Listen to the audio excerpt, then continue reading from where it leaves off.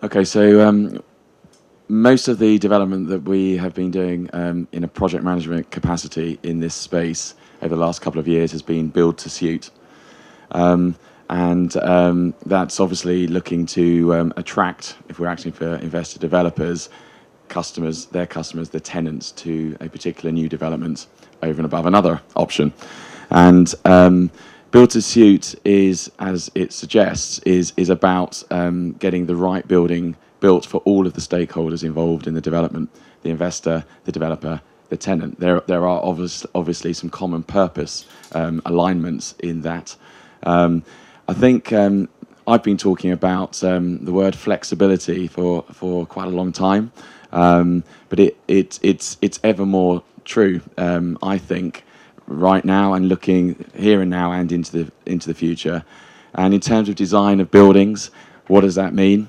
Well, if you ask any occupier, or if I ask any occupier, what is it that makes a really good building? The obvious things are: we want a good roof and a good floor, but we want space as well to be as flexible as we can, and that then starts to compete with the density that our investor clients are looking to achieve on that site, and you get some competing forces. But I think the word I'd say is flexible buildings.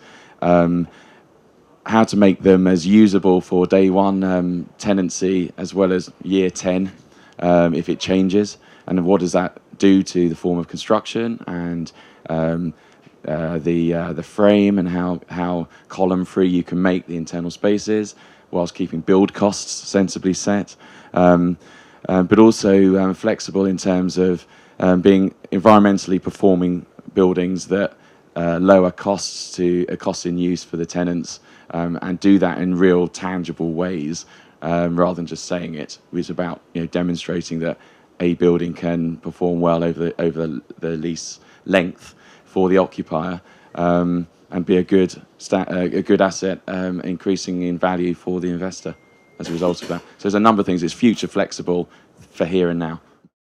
I think the feature that we've talked about of city urban logistics brings for me a challenge of obviously going into areas, and we've mentioned London a moment or two ago. Land values, the closer you get to London, obviously are very different from the more historically centres of gravity-based locations for logistics buildings. So I think the challenge is going to be around how you make that land value and the development work in terms of costs and investment return, and thinking about doing different things on the same site at the same time. We've currently got we've got 11 warehouses under construction at the moment, over 200,000 square meters, and that'll soon rise to probably 300,000 square meters under construction. We're predominantly build to suit and mode at the moment. We are buying assets. We've got several under in solicitors' hands, some which have exchanged, but it came back to what was said earlier, that your returns on build to suit are much better than buying standing assets. So for us, we're actually operating in 11 countries. We've got construction in place at the moment in Germany, for PSA, for Carrefour in Romania, for IKEA in the Czech Republic, for various companies in Slovakia. So we're building a lot. Finding land, and in some places land is becoming scarce again. And a lot of occupiers now, when they come to talk to a developer, the first thing they say is, do you have a site? If you don't have a site, in the old days, you'd run around looking for a site. Now occupiers are saying, do you own a site? We have a land bank where we can build 1.3 million square meters of warehouse. But we're also buying land. I've just bought a fantastic site in Germany. So we are trying to do more. We still think there are returns in Spain. But Chris was actually right. You look at various metrics investors look at, and it's maybe not quite as attractive as, say, Germany. But we believe for us and for looking after occupiers who, we can work with DHL or Amazon across many countries, is very important for them to have someone who builds their building what they want and understands the market.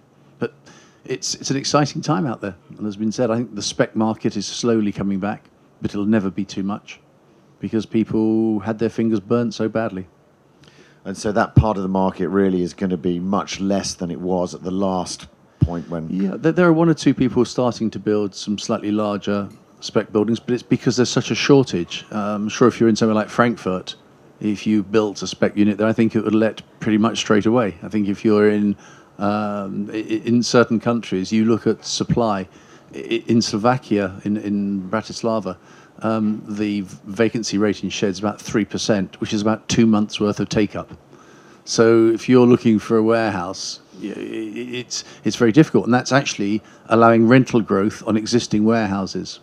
So on build-to-suits, the rents, because yields have compressed, the rents are the lowest we've seen for brand new build-to-suit buildings. But if you want an existing building, we're able to push rents up.